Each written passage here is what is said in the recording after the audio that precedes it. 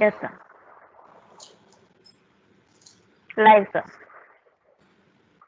Good evening to all of you and welcome back to yet another Let Me Hear My School. We have here with a special guest addressing all of us on a subject which is as hot as from just removed from the oven. I will tell you what our chief guest is going to talk about. But before I do so, it is my pleasure to introduce ma'am, right? Manju ma'am, I call her. And let me just first give you a brief about what ma'am is. So ma'am says, I see myself as a keen lifelong learner, a technology enthusiast, and above all, a passionate teacher. Every day is filled with new possibilities and opportunities, and find herself to be exploring newer areas of learning and teaching. A voracious reader, and she enjoys reading and sharing stories. Traveling to different corners of the world has enriched her knowledge and understanding. She's a firm believer of inclusion. She believes that diversity enriches the world, and as an educator, she feels blessed to be in the 21st century and feels immensely privileged to be an active contributor in preparing children for the fourth industrial age. Balancing scientific progress with ethics, morals, and values, and thereby enabling children to make informed choices, which makes what she is doing even more challenging today. She's a diehard optimist and is certain that with unconditional love, faith, and trust, as teachers, we can raise a future generation who will be sensitive to the needs of others, empathetic and accepting of differences, thereby helping to build a more peaceful and safer earth for all. Here we have Manju ma'am onto the screen, right? We have Manju ma'am. She is working as the principal of Delhi Public School, North, Bangalore. I would have met her a few times, but then very friendly, very active, enthusiastic, such a loving personality among all, not only the children, outspoken personality, whatever little I've seen of ma'am, kind-hearted, helping mentality, right? I don't think she never says no to anyone. And I made a request to ma'am about a couple of weeks back, why don't you come and share your knowledge on the latest, the oven bacon topic of how she understands or how she understood the national education policy. Before I start off with this topic on national education policy, ma'am, you can see a photo of yours on the screen. Yes. And let me tell you, her profile never showed this photograph. And in fact, this photograph would be one of those photographs which all of us would like to. At least taking a photograph along with our great Prime Minister, Mr. Narendra Modi, itself is, I would say, impossible to most of us. But here you can see, ma'am, with our Pradhan Mantri. And I don't know, most of you may or may not know the reason for her to be with the most respected Prime Minister of our country, Mr. Narendra Modi. Stand corrected. And the reason for this is, I'm sure that each of you are waiting for as to why is she with our Prime Minister. Let me tell you, to all my teachers who are now viewing this screen, this should be the photograph of her being awarded the National Best Teacher. Which year is it, ma'am? 2016? 2017, sir. 2017. 17-18. Absolutely. And this award was received by Manju ma'am from none other than our most respected Prime Minister, Mr. Narendra Modi. Hats off to you, ma'am. And when you see this photograph, I want you to tell to the other teachers that how did this recognition, how did this, you have received probably many such feathers on your cap, but I think this would be one of those dreams which you would have been dreaming as a teacher, and your dreams came true, and I'm sure those dreams did not come by the short way. You would have worked towards this dream. You would have put the best of the efforts to see that one day you become nationally recognized as the best teacher. What did you do, man? And what is the secrets of your success? Now I want you to open up.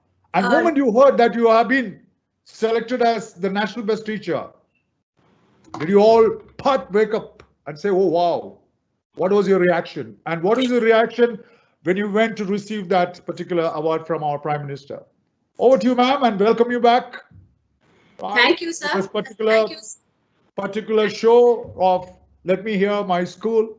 And we are certainly lucky and honored to have your presence here for the next 50 to 60 minutes. I want you to share how other teachers can follow suit with your recognition. And these recognition, I wish every teachers, whoever is there in our country teaching our students, even abroad, get such recognitions for the future. I keep talking, but now I will permit you to talk. Welcome you, ma'am. Thank you. Thank you, Krishnan sir, for that very beautiful introduction. In fact, I am so delighted and honored to have been called upon by you to be talking to passionate teachers about the NEP. But you know, this little brief that you read out about me in the beginning is all that the NEP is about. And so I am so super excited to be talking about this subject that I've lived since the age of 20 when I started teaching. Sir, can you just give me a moment?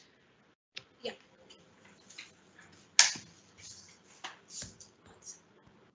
Please go ahead, ma'am. Yeah. So I'm so, you wanted to ask me about how did I get that award? No, we all know how to do it. I want you to share what type of efforts our teachers must put, ma'am. I want every teacher to be recognized for the service that they are rendering to the society. So the secret of your success. The secret of my success is to love what you do. Live it every day. Live it, breathe it, feel it. And for teachers, I think you need to love your children. And again, that's the tagline in my thing, saying you need to love children unconditionally and have faith in each of their abilities and to believe that each one of them is special in their own ways and can do magic. You know, even when I'm saying this, I have goosebumps because I am what I am because of my students. All the awards that have not come to me, whether it is the National Teachers Award that I received or the Fulbright before that, it was all because I wanted to do something for children. I wanted every child to have a space in school. There's this very famous line in the American education policy, no child left behind. And I seriously believe that no child should be left behind and every child should be in a school, in the playground, in the library, in the lab, in the cafeteria, and last in the classroom. Ma'am, this goosebumps not only for you. When I see you along with the Prime Minister, even I missed by saying somebody else, the older Prime Minister's name. So much not for you alone. It comes to all of us. I was wondering how come I can say his name to somebody else's name. So we also feel so excited and sometimes we, you know, oh my God, sometimes your mind goes elsewhere. So it is a fantastic achievement and congratulations to you. And it is just not the end. It's just beginning of your career for you. I'm sure, as you rightly said, love your children. And I always tell the teachers that you be a parent in the school. I think ma'am is not a teacher. With her students, as far as the Delhi Public School North is concerned, whichever child gets into the school, she is the first parent. And she is a teacher at home, but a parent in the school. Am I right, ma'am? And yes. she's approachable. I've seen her. When I went to school, her school, I remember my car was coming in. I think that was the time when the school had already, rung the final bell. And you can see a principal coming out of this campus and receiving us from outside so that we don't miss our way. So that itself speaks about her, hospitality, her gentlemanship, and I learn a lot from you, ma'am. And let me tell you, as a school of Delhi Public School, not that everyone can enter into Delhi Public School, because I've been going to different schools and I know that it's not that easy to get into a Delhi Public School. But when a principal of the school comes out of the campus to receive you, I think you have a big heart, ma'am. That God bless you with more success. Thank you, sir. Thank you so much. So let us get into our topic. You all know that 1986 was the year when we had the previous, it was not called NEP, it was something to do educational policy, right? And later on, that right to education came. There was a modification the year 1996, and it almost took 34 years to change the 1986 policy to 2020. It's 34 years, and we have now brought in the month of July, 26th July, that we brought in our national education policy. Now, there are so many people worked on this policy, right? Mr. Kasturi Nengan, Mr. Subramaniam, all those people have worked and then submitted to the MHRD. MHRD did not take a decision as early as 2017, and they floated this across to the country, seeking suggestions from the public. And that is what it does, seeking suggestions. And I believe more than 2 lakhs of people wrote to the MHRD that how we could transform the current one into a later one. I think 2 lakhs and 2.5 lakhs of panchayats contributed, close to about 6,600 blocks, and 686 odd districts contributed towards this national education policy. So it has not come by itself through 1 or 2 people. It has come through various corners, and each of the suggestions were weighed and valued, and then finally this was approved by the Government of India. So congratulations to the Government of India for bringing this new national education policy. And we have again here with us an expert who would discuss with us on how this policy can add value in the next 2040. I think there must be a little problem with, yes, the presenter will come on now. Are you able to see the presenter? No, sir. So presenter will come, nothing to worry. So we'll wait for some more time and maybe some net problems. So technically all this happens, so you'll have to excuse us. Yes, you'll have to surely excuse us for this. So I think there would be a power cut, there could be a lack of net, or there could be some problems. So please excuse us for a couple of minutes till ma'am is back. All right, so anytime she should be back. Right, anytime she should be back. So the teachers would be asking, when will you reveal our exam results? Yes, there she's back again. Yeah, she's back again. Yeah, I think your microphone is muted, ma'am. Ma'am, your microphone is muted. Yeah. Suddenly you disappeared and you appeared. Very well. So I was just talking to the teachers about the new, I didn't speak anything about the new educational policies as much as I said there is an expert who have been into this new educational policy for some time. I've seen a lot of webinars, creatives of ma'am where she's attending on a debate on this. So you're going to hear to an expert. So the first question, not a question, it's not right to ask a question to a veteran like ma'am on national education policy, but I would say more than asking a question, it's more of a clarification that most of us want to know. In your opinion, what are the major changes that this national education policy has brought in from the current to the NEP of 2020? Over to you, ma'am. Thank you, sir. Again, I'm super excited about this national education policy because it's come after 34 years. And 34 years ago, when it came out, I was in grade 12. I passed out 12th in 86. And I've been teaching since 90. And I've been using the same textbooks with minor changes. So I'm glad I'm not retired. I still have some time to do some good work on the national education policy. And, it's a great initiative. Some of the things that I have stood for all my years as a teacher are One is respecting diversity and being inclusive as a school in all perspectives. The second thing that I've stood for is IT in education. Technology in education is so important for today. The third, it talks about 21st century skills because we are still in the age that I studied in and my mom studied in and my grandma studied in. So I think there is a time for change to be more creative, critical. All the 21st century skills are being addressed about. As someone who taught abroad, I taught in the UK and I had, during my Fulbright experience, I had a lot of exposure to American schools. And the takeaway from me was the flexibility that curriculum offered in those countries. You know, there was no demarcation between curricular, co-curricular, extracurriculars. You could take physics and you could do accountancy and you could take music as your combination. And you know, this you could carry on from school to college. And although CBSE offered these choices, parents and schools were scared to offer it because higher education did not accept you if you had this weird combination. But I think the new education policy is looking at that as well.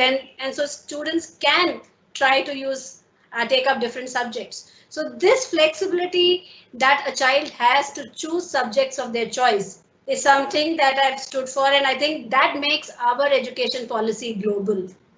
Another thing that is very heartening to me and to most teachers is the concept that the board examinations are not going to be high stakes. Because as teachers, when you know that when you have exams that are high stakes, then you're teaching to the exam, you're not teaching for learning.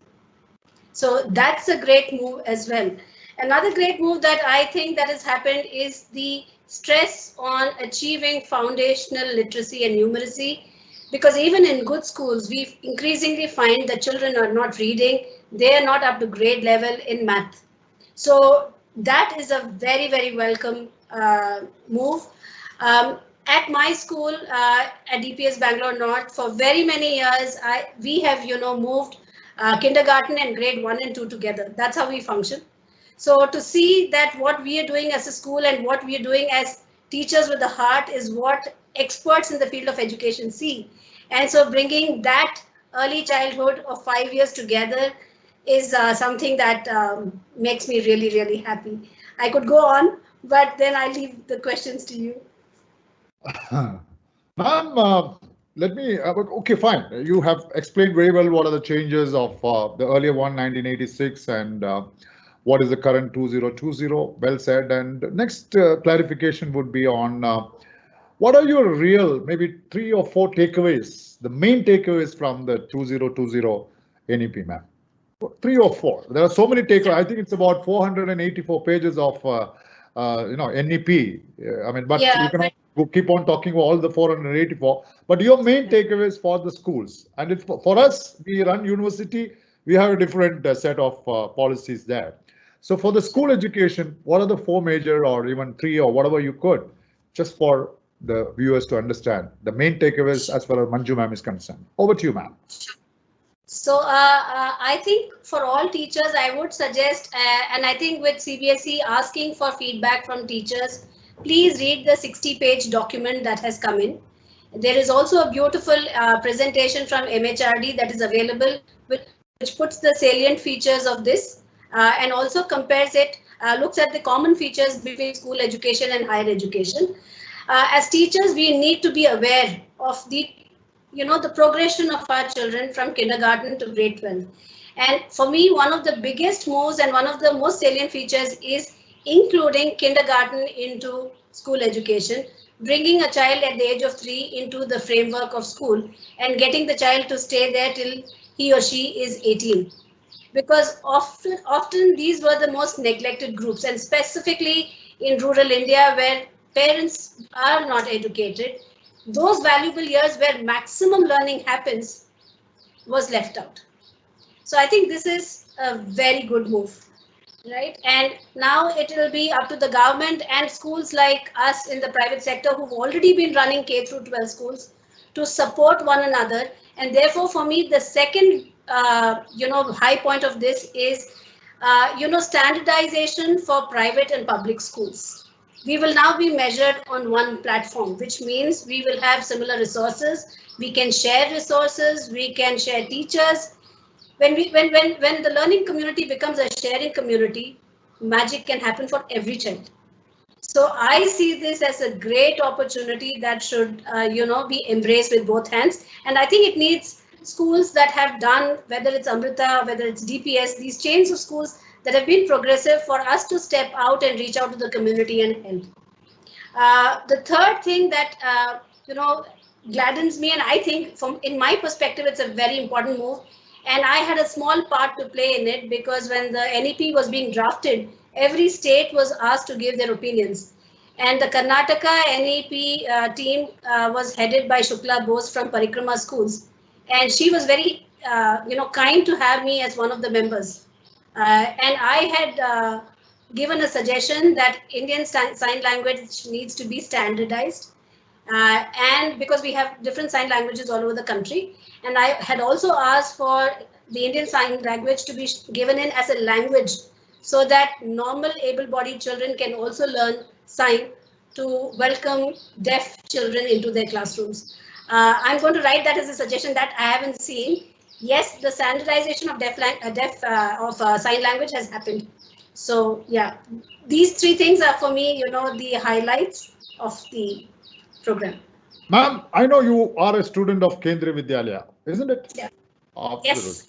Wonderful. Which Kendriya Vidyalaya did you go, study? I studied in about 7 different Kendriya Vidyalayas, sir. My father was an Air Force officer, so I traveled with him across the length and breadth of the country. And that's why you got married to an Air Force officer. Yes. That's true. Okay. Coming to the main point here, like I sent the creative to one of my close friends, and he was your teacher in Kendriya Vidyalaya. And he said, this is my student. I know her very well. Now, guess that particular teacher who taught you in Kendriya Vidyalaya. And a clue here, is currently working in Bangalore with VGS. Of course, Nair, sir. Yeah. Correct. So she said, I know her very well. And she was my student. He retired as the principal of Kendriya Vidyalaya. Right now, he's been with BGS for last 10-15 years. So he was inquiring about you, and we are in daily touch with him. So, I thought I'll share with you. I will share with you. And I am also a KV student, right? I'm also a Kendriya Vidyalaya, but much older in terms of, I passed out. Why I'm saying about Kendriya Vidyalaya, that time it was called All India Higher Secondary, AIHSC, All India Higher Secondary Examination. Right. And those times when I was a student, after 8th standard, if you score more than 50% in maths and science, you take up science. But if you score less than 50%, you go to the arts. So I scored less than 50%, so I went to the arts. And it is 9, 10, 11. After 11, you straight away go to degree course. So it is 8 plus 3, then to the degree 3, right? So I did my geography, history, economics, wonderful subjects. But people who are intelligent and scored more than 50% went and studied maths, physics, chemistry, biology, right? So this is what it was. It was 8 plus 3 plus 3. Then it came to 10 plus 2 plus 3. But now we are talking about 5 plus 3 plus 3 plus 4. You're talking about the preparatory, which is into 2. That means you have those KG, LKG, UKG is 1. And then you go to first standard, second standard. That is the foundation. Then you go to the preparatory level. That is 3, 4, 5. Then you go to the middle, right? 6, 7, 8. Then you go to the secondary, 9, 10, 11, and 12. Is that what it is? 5 plus 3 plus 3 plus. Is it really, is it something, since you have been teaching or you had taught in UK and England you have been teaching that you mentioned, is that the same way it is being done in the US educational system and the UK educational system, 5 plus 3 plus 3 plus 4? So if it is so, no issues. Now earlier, I can put my daughter or son straight away into first standard, right? Once she completes or 6th year, but now it is not possible. Now we have to go through KG, LKG, KG, LKG, then whatever you call it, then go to the first standard. So is this system really better than, putting a child directly into first standard? Because in Indian standards, putting into LKG, then KG and all is money matters. You were talking about the interiors. Interiors, ऐसा लगता है कि सीधा ही उसको first standard में लगा देंगे. I'm not so rich to put my son into those 3 years. But is it better or the earlier one was better? What is your opinion on that? Straight away into your first standard.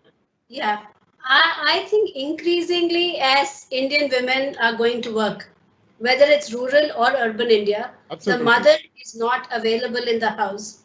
Second, the joint family system is breaking down across India. So there is nobody to monitor the child at home. So even in rural India and in suburbs, you do have Anganwadis and those kind of areas where children are going in. Now, instead of those, and we all know that most learning happens by the age of 6. Now, you are letting that child sit in Anganwadi and just be by themselves, give them a meal and keep them happy. But there is so much sensorial and experiential and discovery learning that can happen at this age.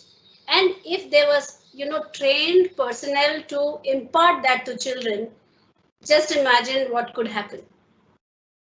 So I think this is a fantastic move to bring the children into school at 3. Now this has to be implemented in its spirit and not going back to notebook and pencil and say you start writing now. Now, because a lot of Indians do have that mentality that, my child at 3 is doing so much of writing and so much of reading and so much of understanding. So can you hear me? Yeah, I can hear you. I am hearing you. Yeah. Okay.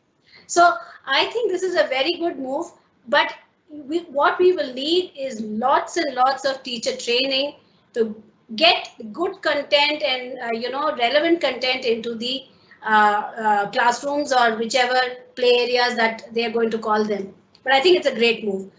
The other move is 3 to 5 is again that foundational area where you need strength, because based on what your foundation is what helps you take over in 6th standard. So if children become self-motivated learners and their basic numeracy and literacy is strong, then they can take on science and social studies and math with greater understanding when it comes to middle school. Also, you're from a school, you have a school background, and we know that middle school has always been the left out. It's always like the middle child in a family. One is mother's favorite, one is dad's favorite, and the middle child is nowhere. Now 6 to 8, yeah. So you can understand what I'm saying. So the 6 to 8 group did not have accountability on part of teachers, and it was kind of directionless for children. But here they're saying, listen, kids and teachers, this is the best years. You can get into coding, you can learn extra languages, you can know more about your culture and world culture. There is opportunity for you to be.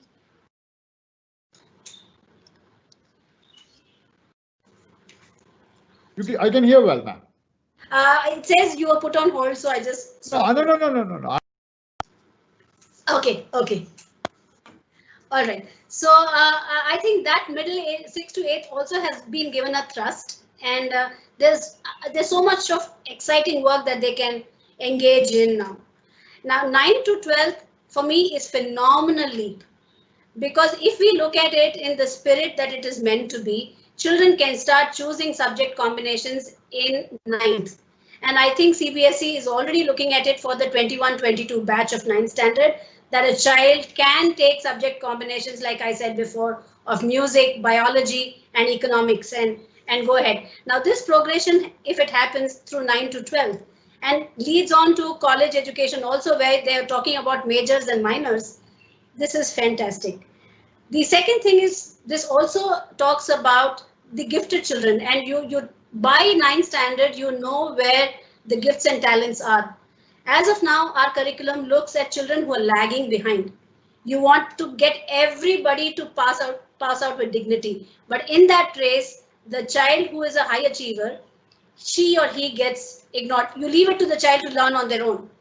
But if there is a concentrated focus on how do we help these kids get, and so this formation of clubs in schools, which will lead them to that, and this interlinking of school complexes where the gifted and talented across schools can participate, take part in Olympiads, gear themselves, and then also have something like an advanced placement that the United States has. So I'm great with biology in 9th standard, and my teachers think that I should go to grade 11 in biology and skip the 10th of biology, that's great, which means in grade 10, I will be doing 11th biology and I will be doing 10th physics. That is fine. And if I continue with that kind of an accelerated progression, then in my college, and they're now talking about transfer of credits. So if I have credits from school that are really strong, I can pass them on to college. And this is going to be possible because there's going to be this repository of database of every score of mine over the school years. And these then colleges can look at my talent on the group, on that platform, Parak, which I think is the platform. And the best of colleges will select me without me even applying for it. And, counselors will guide me onto opportunities that are available for me. So the possibilities are limitless. What concerns me is the size of this country. And, I just hope there is, there is stability in the government and things go on rather than something else coming up and disrupting. But the opportunities are tremendous. Absolutely. So, which you mean to say, I have read that the entire implementation of NEP would go up to 2040, and we could see the transformation in terms of the citizens, the children going to be the best citizens. And as you rightly said, maybe in the year 2040, 42, 44, we could see many more medals coming up in Commonwealth and Olympiad. Today we don't get so much, like you see US, you see China, you see Malaysia, Singapore, Japan. All these are now 100 gold, 200 gold, and India would get 2-3 gold. So I think by changing this NEP or by implementing this, by 2040, you can see that India is excelling in all activities whatsoever, whether it is in knowledge, whether it is in sports, whether it is in games. In games, of course, we are good at cricket. I'm not saying that. But all the games, we will represent ourselves. Like we could be good in, football, we could be good in hockey, which was earlier times. So I agree with you on that. Now, you mentioned about programming, and programming, when I see it starts from 6th standard, right? I think if I 6th standard, they'll put on to program. They're talking about it. I think then, which means the school has to prepare themselves, because a school of your size, how many students in your school, ma'am? About 4,000? 7,300. 7,300. Oh, very good. Okay. It's in one school or 3-4 schools? One school.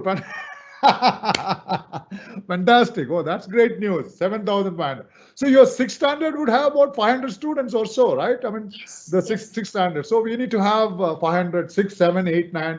So each school has to prepare in terms of buying those, computers, this and that, net availability, all this, a lot of arrangements, right? So maybe it happens in the next few years that every school has thousands and 2,000s of computers with them. That's one question. The second question is, ma'am, they say that exam is only in 3rd standard, 5th standard, and 8th standard. And then you go to the 10th and 12th. Which means what? A student in 4th will not have any examination. Students in 9 will not have an examination. So the policy says 3, 5, 8, 10, and 12 is the board exam. And that board exam is, over to you. I think you're wanting to say something. I'm wrong in my assessment. I know you're trying to correct me. Let me have the corrections. Yeah, please go ahead. In addition to the board exams in 10th and 12th, they plan to have something like what is available in the UK as key stage examinations and in the United States as SATs. Now, these are, it doesn't mean that at grade 4 you cannot have a school internal examination. You can still have that, and you can have it in 6th and 7th. But these are transition years. At 3rd, you are transitioning into, at 3rd, you've just come in from early childhood care education. So at the end of 3rd, they want to know in terms of numeracy and literacy, is your child reading up to grade 3 level internationally? Is your child able to do mathematical concepts internationally at that level? Now, these examinations will be conducted by the state and these will be conducted by the center. Now, these are going to be common for all the state schools in that particular state, because otherwise your examinations are at school level. They are school-based examinations. But these will be across the state, and we CBSE people will take the national assessment, and it will tell us where our children are. Now, this is not to demotivate the teachers or the child or the school. This is to say, where are our children and what must we do and whom should we go asking for help? So that by the time the child comes to grade 5 key stage testing, we have lessened the gap. Absolutely. So I think that's a great move, and people should not get worried, because if the board exams themselves are going to be low stake, then these do not have. But the good thing about this is, again, like the Ofsted and the KHDA, which have the entire school report card on the website. You know, the schools have report cards, and which is open to public. And so if I want to put my child into an Amrita Vidyalaya school, I can go and check the score of the school on multiple parameters, and I can take a decision. Now, this is vital, because then you know you're working towards standards.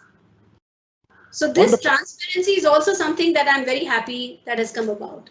Wonderful, wonderful. Since you mentioned that, you know, one can go and check what level the school is in terms of its performance. Similarly, I would like to inform you that Amrita Vishwa Vidyapeetham University, in the last 3 months, ma'am, that in the month of April or so, we were ranked the first best university in India by across the world by the Times Higher Education. So as per the Times Higher Education, Amrita has been the first best university. That's number 1.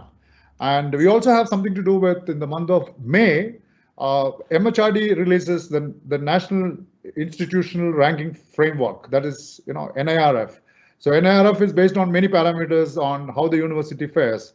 And in 2020, ma'am, it's, you know, I should inform you about it, that we have now risen from the 8th position all India to the 4th position. So I can say that Amrita Vishwa Vidyapeetham is the 4th best university within the. Thank you so much. And the third one, which is very hot as the national educational policy, is that 4 days back, we have been declared by again MHRD that we are the 4th best university in terms of innovations. There's a lab. So we have been put into that. So these things, as you rightly said, is going for the higher education. But coming to this now, we are now in the 21st century. If you look at the skills of the students that they must imbibe in themselves, I would say there are 4 C's of skill sets. One is communication, one is collaboration, one is critical thinking, the 4th is creative thinking. Creative thinking, critical thinking, then you have collaboration, you have communication. No issues. All right, anything important? No issues, ma'am. No issues. Yeah. So 4 skill sets. Communication, collaboration, right? Creative thinking, then critical thinking. And I would like to add 2 more C's into this: citizenship and character. So these 6 make a skill set for the future. When you look at these 6 skill sets for the 21st century, ma'am, how all this have been incorporated into the national educational policy, more so into citizenship, because I believe in one thing, that education is not having number of degrees. You don't become educated by having 10 degrees, you know, under your name. You put Medhil Krishnan, then you put MA, MCom, MPhil, PhD. That's not education. That you become literate. But if you want to be a truly educated personality, then you must build up your character. Then you must have some ethics. Then you must have some values. Then you must have some respect for the nation, for the people around you. So all this combination of life skills plus your degree makes you an educated person. But when you look at all this, ma'am, how all this actually been incorporated into, has it been incorporated into, and if it has been incorporated into the NEP 2020, what is your takeaway from that? Over to you, ma'am. It's been very beautifully incorporated, Mr. Krishnan. It is so well talked about, because one movement away of the exams from high stakes to low stakes says that something else has come in. So if you look at the report card is now going to be a descriptive report card, which talks about the entire personality of the child. And it, according to Mrs. Karwal, it might go into pages. Now, what will you write pages about a child? You will talk about his character, her or his character. You will talk about their skills, their aptitudes, their attitudes, their values. And so when you are understanding a child so deeply, life skills comes into picture in a big way. How are you as a person? How do you relate with, are you at peace with yourself? Are you with peace with your people around you, with your surroundings? Do you respect the diversity that India has? And are you, tolerant of other cultures and people? Do you see yourself as a, Indian citizen globally? So it is connecting all those dots, right? It's I think it's doing a great job. It's again up to us as educators and practitioners to enable the successful implementation of this. And while good schools with a long standing have a lot of support to understand and implement, for others it seems a burden. So again, this collaboration that I'm talking about is something that will enable. But I really think it talks about scientific temperament with ethics. It talks about citizenship with morals, right? It talks about deeper understanding of India's ethos and its heritage. It talks in detail about multilingualism. Communication is all about language competency. And I'm so glad that my father was an Air Force officer and we traveled to, so many states. I can manage to survive in 6 states. I can speak. I might not be able to read and write, but I can certainly speak a number of languages. And the minute you speak a language, you're welcome in that community. So I think people. Where are you from? Which is your mother tongue, by the way? Sorry to interrupt. I am a Tamilian from Tanjore. Yes, but I speak better Hindi than I speak Tamil because of my Kendra Vidyalaya background and of having traveled. And I am married to a person from Lucknow. Oh, very good. And a Muslim. I'm a Tam Bram married to a Lucknow. So that's the kind of diversity I understand. Oh, wow. That's great. I think congratulations to you on that. Yeah. So I think a lot of people have been very worried about these multilingualism, 3-language policy. 3-language was always there. English is not going anywhere. But if I'm able to, and I know that children can learn languages very well in the first 10 years of their lives. So in my school specifically, we do 4 languages at grade 1 and 2 in a fun way. Just get the kids to hear a language, let them learn to speak. That should be great. So please take that in the positive spirit. Language is essential for communication. Well, I don't know. I agree with you, but I keep reading that you're going to enforce the mother tongue till the 5th standard, that one has to learn in Tamil. If you're in Tamil Nadu, one has to learn Kannada, forcibly. Is it being forced? But then it has been clarified by the minister. If one reads the document clearly. Yeah, that is what I would like you to explain on that. Key word is research has proven, and it is preferable for children to learn in the mother tongue from the age of 3 till the age of 8, and then till class 5, and then can be extended up to grade 8, is what they say, right? But this would be very typical if I went into an interior rural village, because all the children in that area would speak the same language. Absolutely. But if you were to come to a cosmopolitan city like Bangalore, Delhi, Mumbai, my classroom is very, very diverse. I have children speaking from various languages. And again, when you come to, good schools where parents come who are 3rd generation or 4th generation learners, the parents and the children think in English. I can't think in Tamil. I cannot think in Hindi, right? My thought process is in English, and English becomes a de facto language at home. And if the schedule of languages in India includes English. So English is not. What subject you teach, ma'am? I teach biology, sir. Okay, go ahead, please. Right. So English is going to be there very much. Also, one needs to read that line very carefully where it says that no language will be forced upon a child. And a child in primary is too small to take a decision, so the parents take a decision. So the choice would be with the parents to choose a language.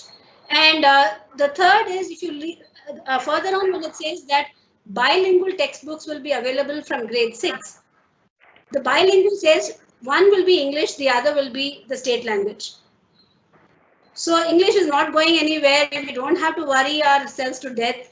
Karnataka might say that you have to teach Kannada as a language, which is fine. And I think everybody who stays in Karnataka should learn the language. That I agree with you that yes, if you're in Karnataka, you must learn. And Karnataka, even otherwise, they were. I think I think it's up to 8th standard. Kannada is the third language, which Yes. are on a As of CBSE now, school. still grade 5. Or grade 5. Okay, so it is always better to learn more languages. Like Absolutely. Kannada gotta, na Kannada gottu, Telugu telusama, telusandi, Malayalam. You get more, when you go to particular states and keep. And especially in South with Telugu, Kannada, Malayalam, Tamil, you can manage. But other states you can manage with your Hindi. So Yeah. that's all. Anyway, Yeah. that's all fine. Ma'am, this policy which we are talking about, because we took about 34 years, and in your opinion, how long this policy can be held? Should we need to change the policy to suit to the requirement of the changes that is taking place in the global technological trends and transformation, or it can go on for the next 50 years or next 100 years? We managed for 34 years, right? We managed for 34 years, and today we feel that most of us are confident with this policy. We will be like, in par with US standards, UK standards, Australia, Canada, Singapore, all those standards we are talking about. But in your opinion, will this hold good for how many years will it hold good? Or is it that you suggest that every 10 years or every 20 years one need to review? Because it is not something that you can change every year or every 5 years. Because once you fix it up, it's like building a bridge. Once you build a bridge, it should be for the next 60 years, but it doesn't really happen. The moment you build a bridge, within 3 years, it's so crowded again, you'll have to make one more bridge on top of the bridge. Right? So your planning must be as such for the next 40, 50 years that India, this is enough. Or you feel this is not enough, we need to keep changing about 10 years. Over to you, ma'am, on this particular. Sir, if you look at anything in the world today, it's changing at a much faster pace than it ever did before. Absolutely, absolutely. Yeah. But given that, I think this education policy is aligning itself with the SDGs, United Nations SDGs, specifically SDG 4. And all countries of the world are expected to reach a particular standard by 2030. We are in 2020. So I think we are aligned to a particular goal in a particular time frame, and given the size and magnitude of our country, and if we achieve that to 100%, I think we've done some great work. But given that every curriculum needs to be flexible, it needs to be adaptable, it should allow for consent and dissent. I agree with you. So if our curriculum is like that, and I think this is what it means because it is taking feedback from every stakeholder, I think it's good. And if it's flexible, then it will take changes that are happening in the world automatically. Absolutely. So I think that is what you said is perfect, and I agree with whatever you are saying.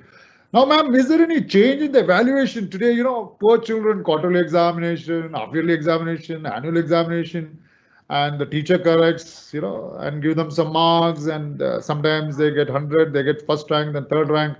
And the moment you get the last rank, I used to get the last rank, my mom and dad used to beat me, what the hell is happening, and all those.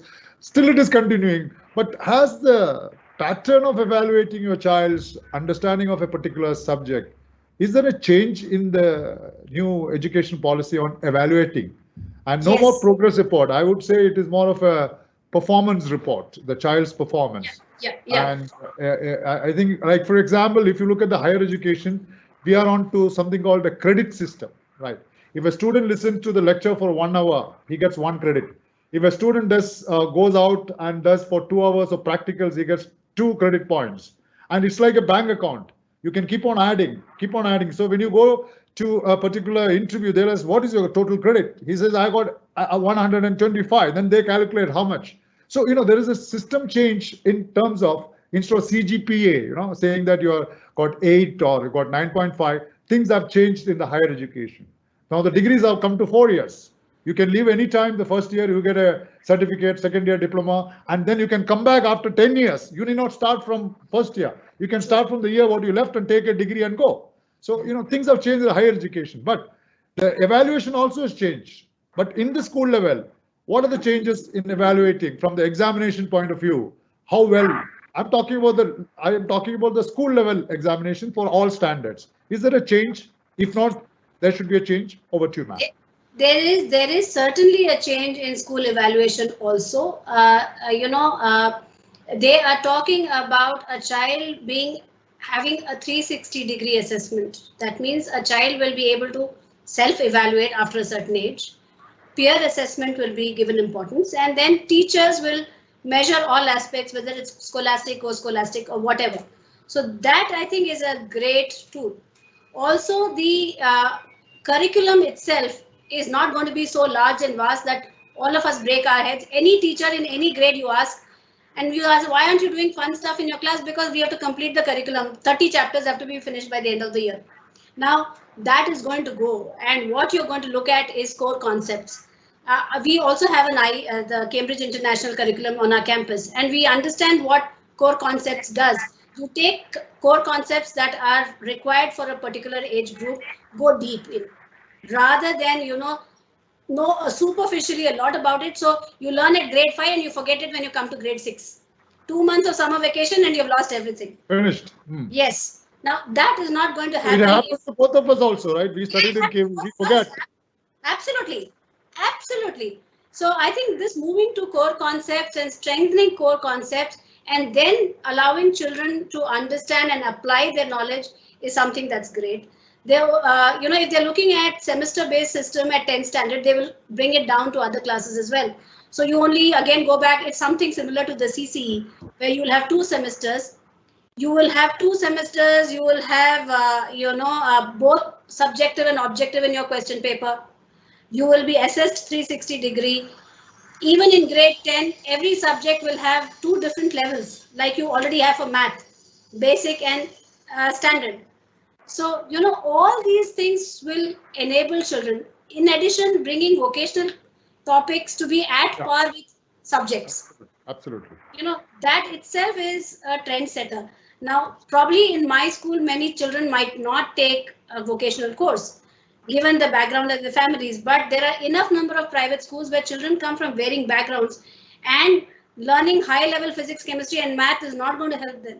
In fact, it's going to demotivate them because they don't get the marks. Absolutely. So I think this introduction of bringing vocational at par, bringing PE and yoga at par, I can do a subject and then I can seek a job later on in that particular field. I think it's great. So assessment is going to, and they're talking more about project-based learning, collaboration with kids, experiential learning. This year, the theme for CBSE is competency-based learning. So they're talking about competencies, and there are a set of competencies that have been given to schools. Are we able to achieve that? So I think it's not the child who does the teacher's work with 40 pages or the neatest work is going to be, because we've all been in schools where, teachers' favorites were like that, and every child wants to be the teacher's favorite. Yeah. Yeah, and this education policy throughout is talking about what is special about every child and can we give it. It's an idealistic thought, but I think that we all should live with that idealism. Yeah, I know, as you rightly said, in my days of schooling, there used to be a teacher's pet, like the teacher never scolds particular 3-4 students because they are good in studies. You still remember, like I used to get always beatings and scoldings from my teachers. You know the reason for that. Now, when you speak about the teachers, ma'am, teachers, as you rightly mentioned, that they are and they will continue to be the pillars of any institution for that matter. But I still find that the teachers also need a bit of a motivation to take over these changes, right? Because there are teachers who are now starting career, or there are teachers who are into teaching profession 3 or 4 years. You need to motivate them to become principals of schools. I think that should be the aim, which most of the schools don't look at, career path for a teacher. A teacher joins, maybe she retires as a senior teacher. That's by age. You get 58 or 60, then you retire.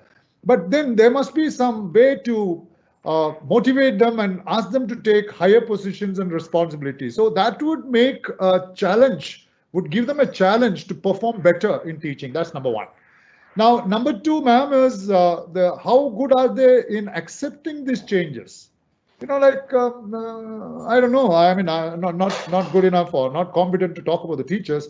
But as a principal, will it be possible for you to make that acceptance in changes? Because the NEP is full of changes, and it's not what it was and what it is going to be.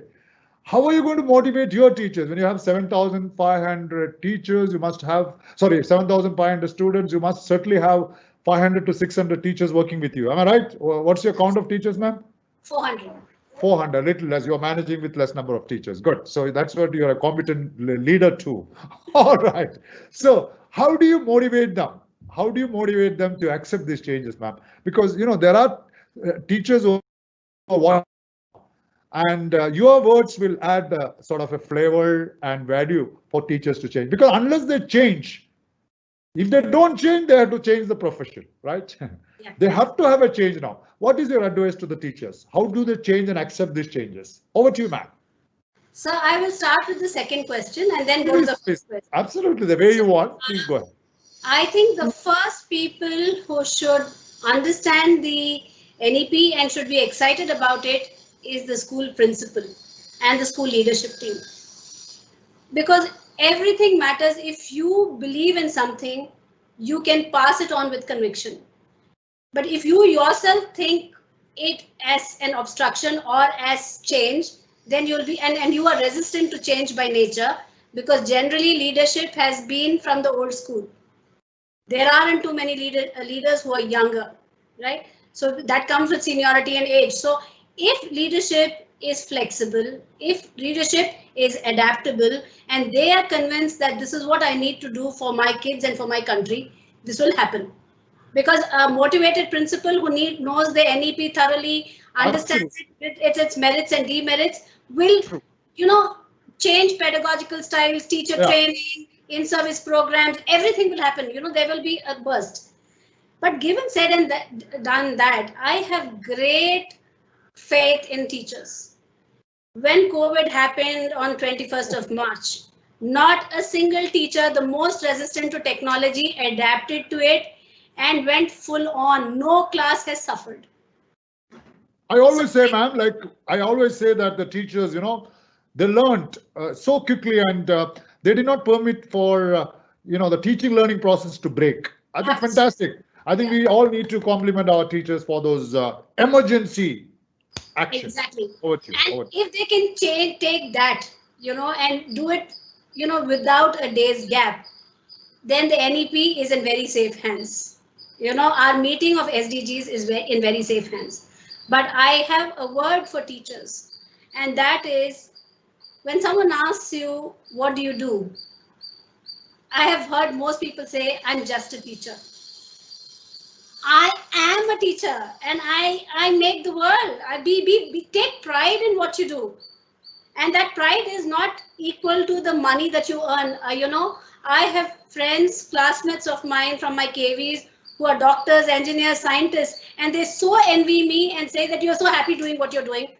We wish we were in your shoes, we were a teacher, right? So take pride in what you do.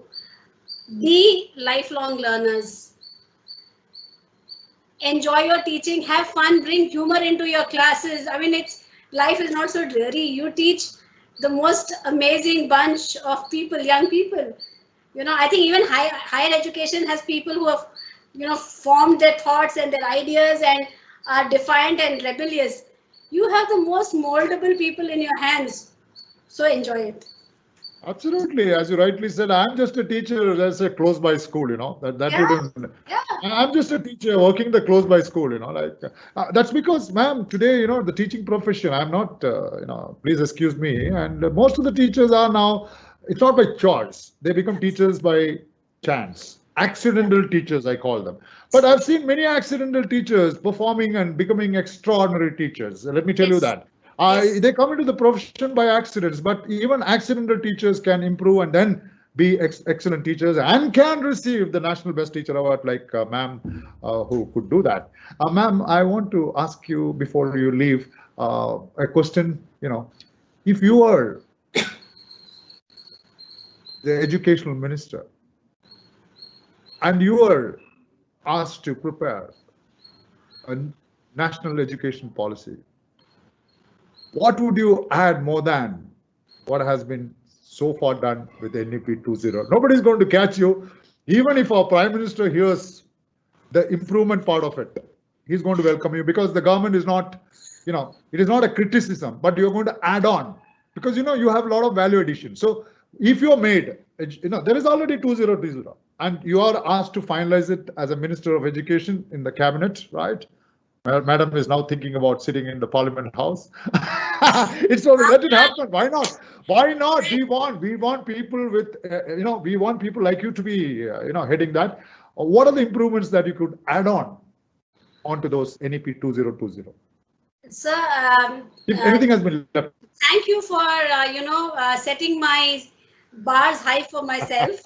For getting me to think of being a minister up there. I still have Why time. not? Why not? Why not? But I think it's the best of brains in the country have sat down to make this NEP, and so I'm not sure how much more I can add. But if I were Minister of Education, I would certainly put my first foot forward to clarify doubts that is driving people nuts. I would have a very clear statement on multilingualism, the openness that the NEP is talking about. People are getting fearful. Schools are getting fearful if I have to put all my information out there, and parents stop coming to the school. Talk about if your rankings fall, how will the government support me? How will the government help me from going from a grade 3 to a grade 4 level? Clarify those things so that I become a joyful partner in this journey and not a fearful person. Because fear will then collapse. Then everybody will do things only to show the pages. If I have to have a 60-page report card, then I will cut and paste. So I would say, I would want people to clarify to the country at large on, what it is, how nobody is going to be subjugated, no one is going to be superior, but, and nobody is going to lose anything. When you spoke about teachers and quality, and I think just like doctors and lawyers have to take standardized tests to keep their degrees afloat, we need that for teachers. And I believe B.Ed is going to be for 4 years. And once upon a time, people used to say, I interact with the teachers. Even 1 year is not, 1 year is more than enough. I remember teachers saying, and now they made it to 2 years of B.Ed. Yes. Oh my God, 2 years for what purpose, right? What are they going to teach us to teach? Now it is going to be 4 years of B.Ed, and the future teachers are going to come up as 4 years of B.Ed degree. You think that's worth the try, ma'am? 4 years is too much or too little? I don't know. It would be an integrated program with an undergraduate program in science or humanities or commerce as well. That and B.Ed will be together. It will not be an additional 4 years. No, that's like you already have the Regional Institute of Education, Mysore, and there are 3-4 such. Yes, now all schools of B.Ed will be like that. And standalone teacher education institutes will phase out, and we will have such courses being offered by universities. All right. So I think that is a good move, right? I think that's great. And you will have an entrance like NEET. Oppa. That is already have. No, you have that NET, or what is that? That for teachers, they have that entrance. So I think it's a good move, as you rightly said. So I think now it's already hitting 503 hours. But then I have a few questions which Meera ma'am, I don't know from which school she is, but she's asked a question which I'll take one question if you have the time. With all due respect, I do welcome the move of getting a child into the school by age 3. It's a must now. But there occurs the need for trained personnel. For the time being, we don't find such kind of trained teachers in our country who can handle the little ones with utmost love and patience. Madam, you must mention love your children. Bracket on their moral side, bracket close. We all know how difficult it is to have a child of age 3 around at home without shouting at them. I had KG education, she had KG education. I still remember how frightened I was to go to school. Is there any mention about how they are going to monitor things at KG level? How do you like to handle this question, ma'am? Sure. She's worried. Yeah. She's worried how to hand over my child to an untrained teacher. I mean, you are talking about US. You're talking about Montessori way of learning, right? And the learning really starts only at the age of 6. So here the teachers have no patience. I mean, that's what she says. So there is a worry and fear in the minds of parents too. So how do we handle that? Every school is not like your school where the teachers are trained, you pick them up. There are schools There are schools in the lower level even with no training, right? And they come to pass time in the school. So how affectionate, how much will they pass on those love and care to the child is a big question. And it's one of the best questions. How do I live? Because now it has become compulsory that my child has to go to that KGs first and then go to the first standard. Yeah. So over to you, ma'am. This is a wonderful question.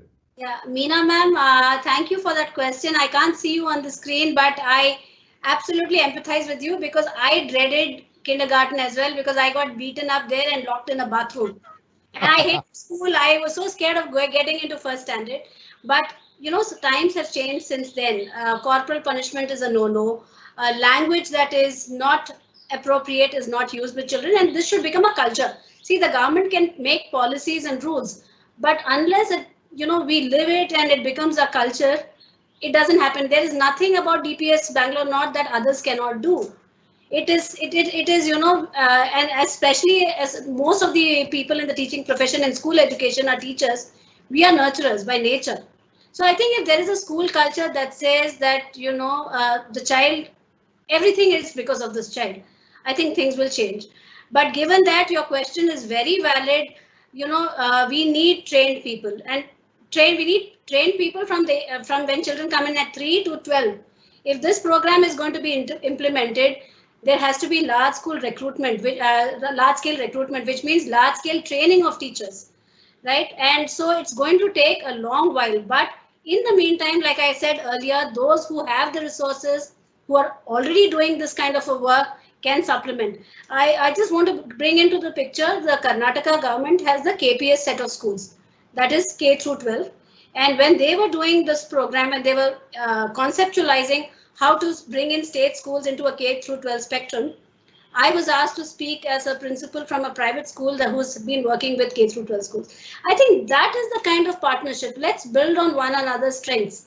Let's understand from one another, because by the time infrastructure comes up and, you know, teachers get trained, it's going to be a long time. But again, COVID is a great teacher. We are not going to get into schools till next year for a long time. So I think I think so, because even if the government says start, parents are going to say not till the vaccine.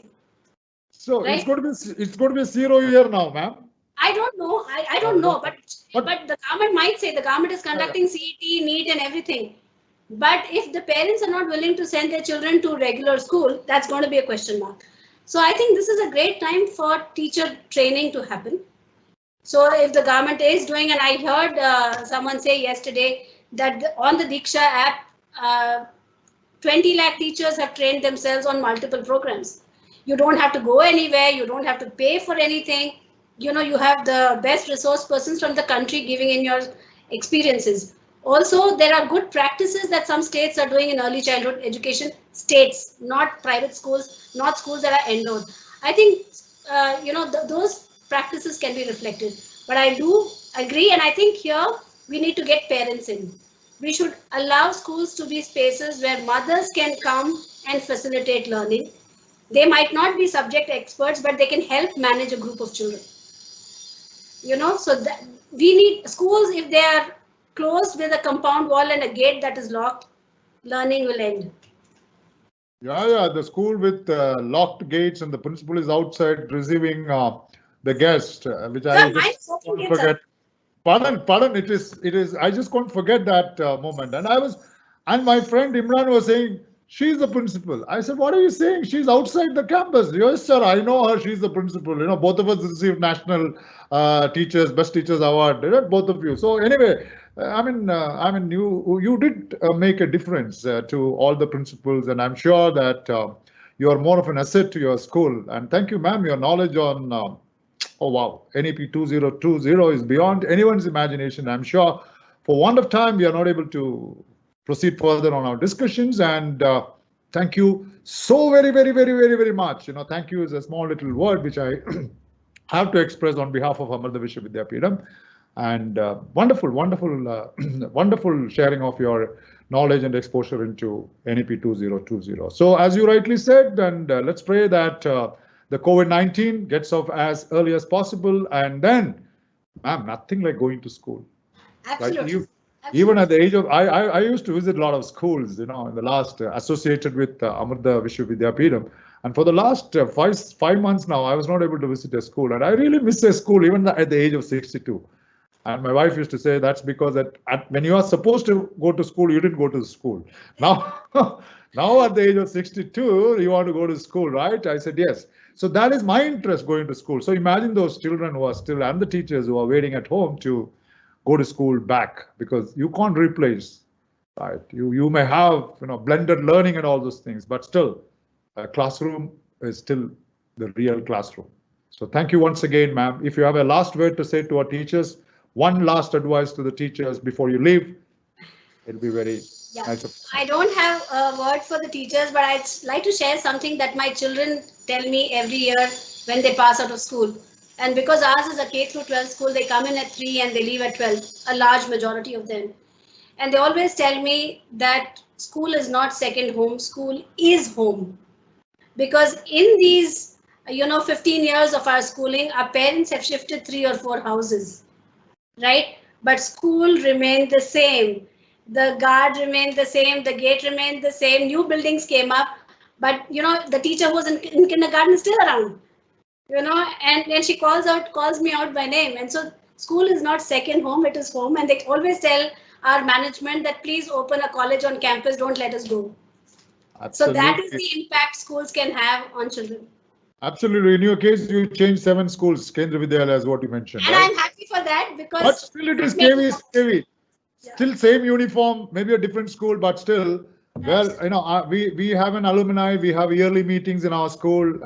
Were you in Avadi, IF Avadi? No.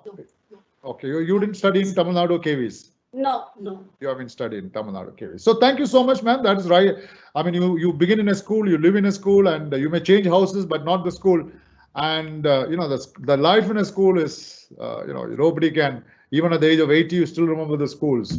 And whenever I cross my school, I still, have that feel of getting into the school and see the same places. And even today, you can see in the alumni where students at the age of 60 going and sitting in the classroom and the small little bench and desk of yours and taking photographs, and somebody teaching you, what is A, what is B, what is C. Fantastic experience. And thank you once again, ma'am. Singing Bharat Ka Swarnim Gaurav. Yeah, very true, very true.